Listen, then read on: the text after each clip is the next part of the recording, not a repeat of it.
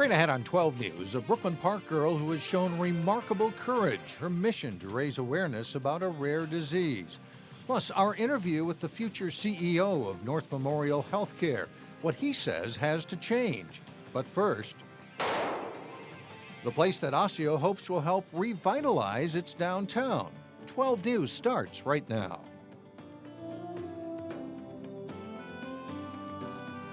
Hello, everyone, and thanks for joining us. For more than 10 years, a parking lot in Osseo sat empty. Now it has been transformed into the new Osseo Gun Club and Pro Shop.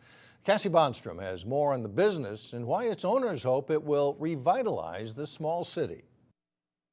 It took years of work, but the empty lot in Osseo is now a state-of-the-art 20,000 square foot gun club and pro shop. It's huge. This is a big thing. The club features a retail store gun shop and 20 lanes where people can practice shooting targets and familiarize themselves with new firearms. Anyone is welcome to come to the Osseo Gun Club, from beginners to experienced shooters. Even I was able to try out shooting a firearm with the help of a range officer who was there to guide me every step of the way.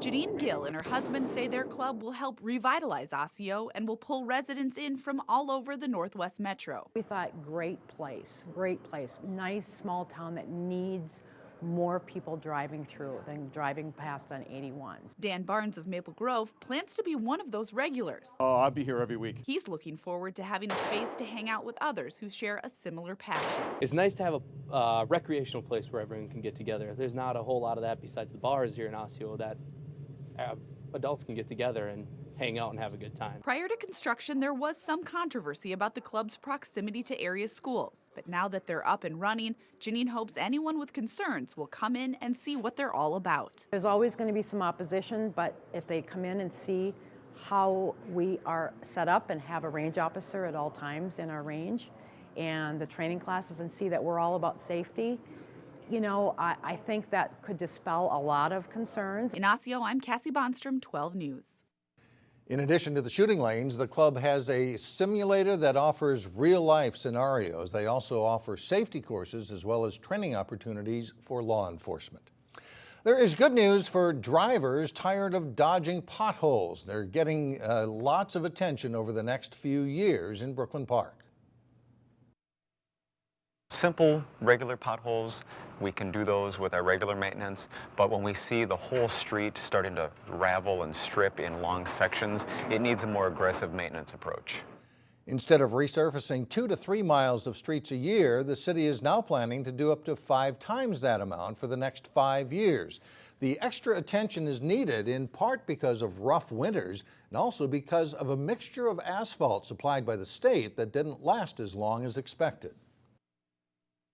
We've been getting 30, 35, sometimes 40 years out of the street before we need to go back and do a major overlay of the street.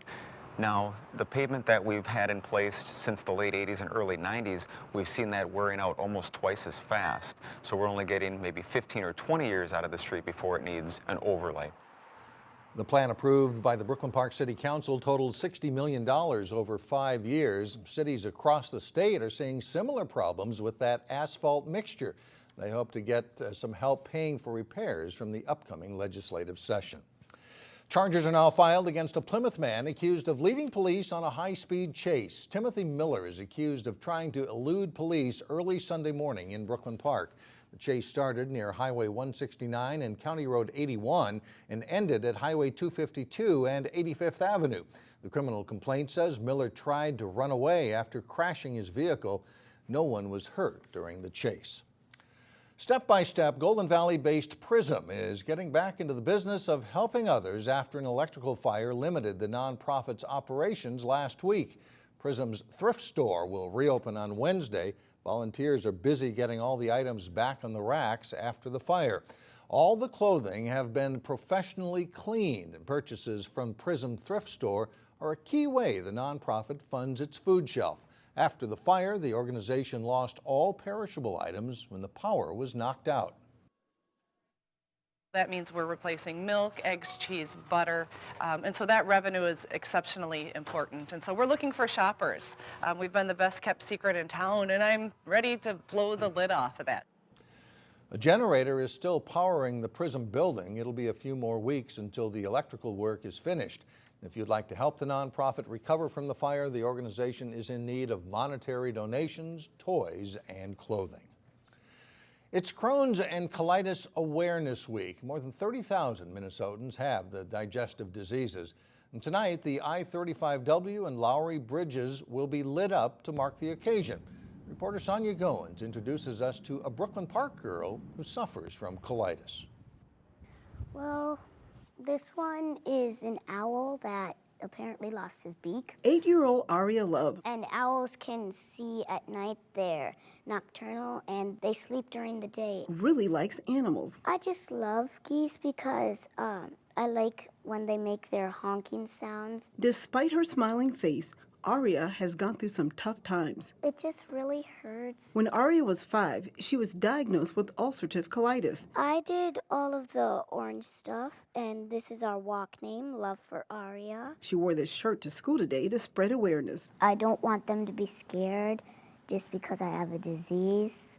I just want them to be my friend. Colitis is an inflammatory bowel disease that causes sores in the colon and rectum. I can't really move when it hurts because it hurts too much to move. It also causes persistent diarrhea. It got to be 6, 7, 8, 9 accidents on a daily basis, and it's trying. Aria has had 3 blood transfusions and has been hospitalized many times. When you're told that your child has a disease and you've never even heard of it, your first thought is, the world is coming to an end. Last year, Aria had her colon and rectum removed. She had to wear what's known as a colostomy bag for a few months. She was later fitted with an internal device that allows her to go to the bathroom. We struggled along right there with her, and we let her know always that, she's never alone in this. Aria is not letting the disease get the best of her. She walks the halls of Champlin Brooklyn Park Academy with her head held high. She shows that anybody can do anything they want. They just have to put their mind to it, and she just takes off, and she's just an amazing role model. Well, I really want to cure. In Brooklyn Park, Sonia Goins, 12 News. Aria and her family volunteer with the Crohn's Colitis Foundation of American Minnesota chapter. They have raised awareness and thousands of dollars. And we have more information on digestive diseases at 12.tv. Still ahead, tips for walking your way to good health. That's next in Health Check. And later in sports, Maple Grove's girls basketball team gets set for what should be a strong season. But first, still colder than average temperatures on Wednesday.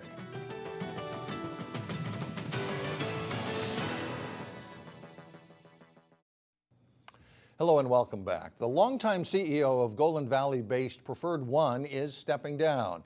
Marcus Mers is retiring at the end of the year. Mers has been the CEO at the company since 1984. You may recall PreferredOne offered the lowest premiums through MNsure last year and then decided to exit the government-run marketplace, saying its business through the exchange was not sustainable.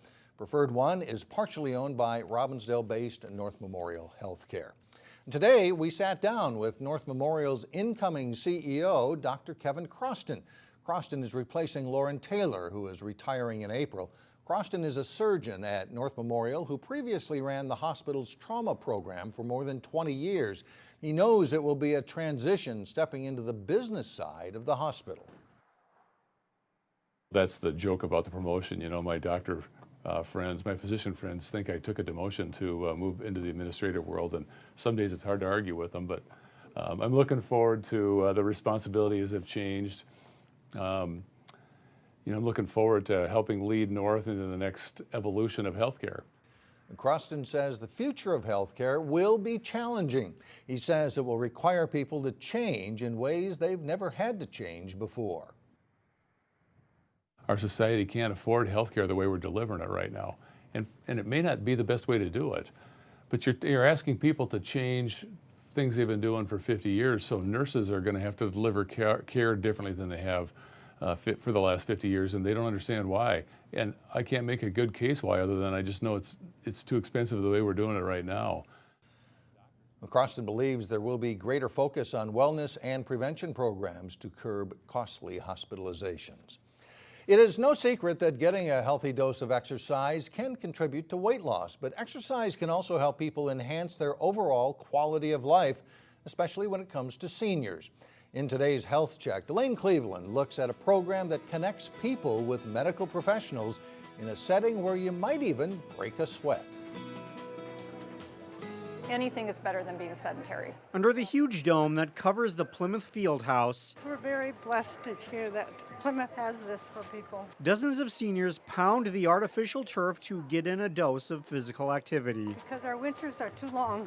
Walking isn't exactly the most grueling form of exercise, but according to Dr. Nancy Van Sloan, one study showed that walking 30 minutes 3 times a week lowered blood pressure significantly. It still has significant benefits. When people think about exercise, a lot of times they think they need to go to the gym and they need to work out for an hour. It's not exercise. But brisk walking is exercise, and so that 150 minutes a week, walking counts. I try to eat healthy and I exercise at least 3 days a week. Connie Cook of Plymouth was one of about 20 seniors taking part in this monthly Walk with a Doc event. I think exercise is extremely important, and I think it's wonderful that they're offering an opportunity like this.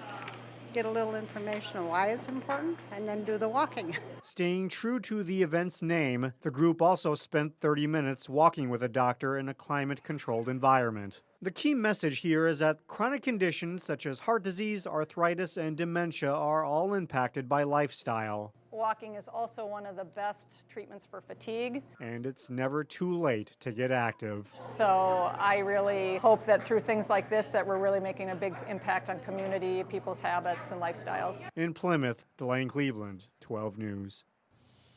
Walk with the Doc events are organized by Abbott Northwestern West Health. They are held the first Tuesday of every month at the Plymouth Creek Center from 11 to noon. The next event will center around the topic of degenerative spine disease. Still ahead, the light display that makes a Plymouth neighborhood sparkle and shine. The first in sports, why the Maple Grove boys basketball team looks like a strong contender this season. Jay Wilcox has that and more when we come back. The basketball season just getting started, and we're looking for some very competitive basketball in the Northwest Metro. I think there are going to be a lot of very good games. It's not just one big matchup or 2 big matchups this year. A lot of them are going to be good. Yeah, it should be a very strong winter for boys basketball overall in the area. And Maple Grove is one of the teams that's expected to have a good team this season. The Crimson returned 2 of their top players from last year, and they still aren't seniors. Brad Davison was one of the top guards around as a freshman last season and should be even better as a sophomore. And 6'9" junior Reed Nicko may be the best shot blocker in the state and is emerging as an offensive force. Both of those guys are getting a lot of college looks. Tywan Pickford started the second half of last season and will be a key contributor too. It's a solid team with room to grow. I think we have a lot of development left to do this year, but we have all the pieces there. We're really young, we're a really dangerous team. We have a good mix of athleticism and leadership. I think we'll be a very good team this year. I think each practice and each game we're gonna get a little bit better as we go, which is always good with a young team. I think as soon as we get more experience and, as you said, get in shape, I think we'll be a very good team in this state. The great thing about where we're at right now is we can get better. It's very obvious in practice in our first game. We have a lot to work on, a lot to improve on, and these guys are hungry to improve and to learn and get better. So I like where we're starting right now. Maple Grove takes on Irondale Tuesday night to start conference play in the Northwest Suburban. They opened the season with a 2-point road win against Cooper. It was a good test. Really good for our team because our goal this year is to make the target center, and we're going to have those tough games that go down to the wire. So as much experience in those games as we can get, we'll take. I think it was really good for us to have a test like that on the road early in the season and just kind of see how we'd handle it through adversity. I think at halftime, once we talked about it and settled down, I think we handled the adversity very well, and I think it was good that we had that right off the bat. After the Irondale game, Maple Grove has its home opener Friday when they take on district rival Park Center. The Maple Grove girls basketball team brings back a lot of experience this season, and the Crimson hope to challenge in the always tough Northwest Suburban Conference. There are 6 seniors and 3 juniors on the team who all played significant varsity minutes last year. A lot of the girls also played together this summer and fall, and that's helped them hit the ground running for the high school season.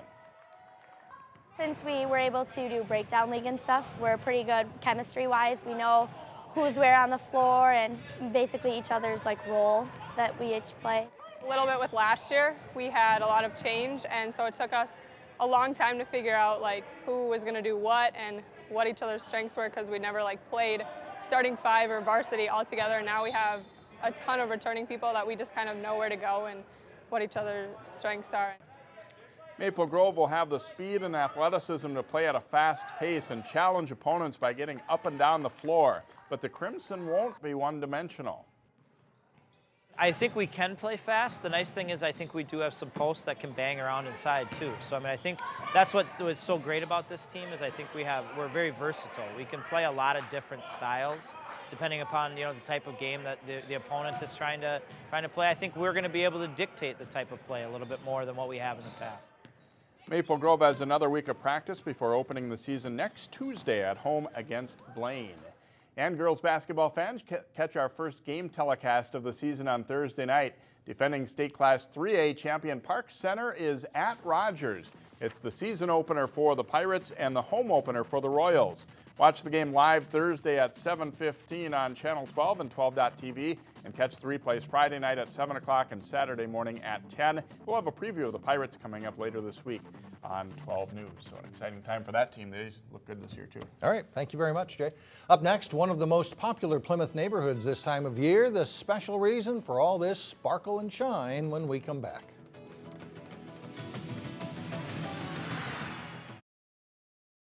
Well, finally, a light show in Plymouth that shimmers with hope. For the 5th year running, Mike Justak has created this masterpiece called PD Shimmers.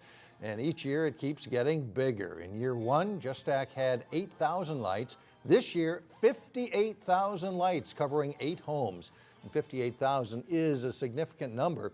That's how many people will be diagnosed this year with Parkinson's disease. Justak himself battles Parkinson's, which is why this show is so important to him. Obstacles, and I try to say that we shimmer lights of hope as well, that someday we can find the cure for this disease. There's 1 million Americans have Parkinson's in the United States. All of the lights are synchronized. Look at that. They're all synchronized to music, including Johnny Mathis' Winter Wonderland and a Star Wars medley. And you may be wondering about Justak's neighbors who volunteered their yards. Well, they told him their yard is his canvas. And interestingly, it was his Jewish neighbors who were the first to join his Christmas light show. New this year, PD Shimmers will be streamed live on the internet with high-definition cameras every night from 5 to 10. For details, go to this website, pdshimmers.com. Pretty cool. Always cool every year. I'm a sucker for Christmas lights. I love it. He does a great job. That's it for now. Thanks so much for joining us, everyone. Community Corner is coming up next.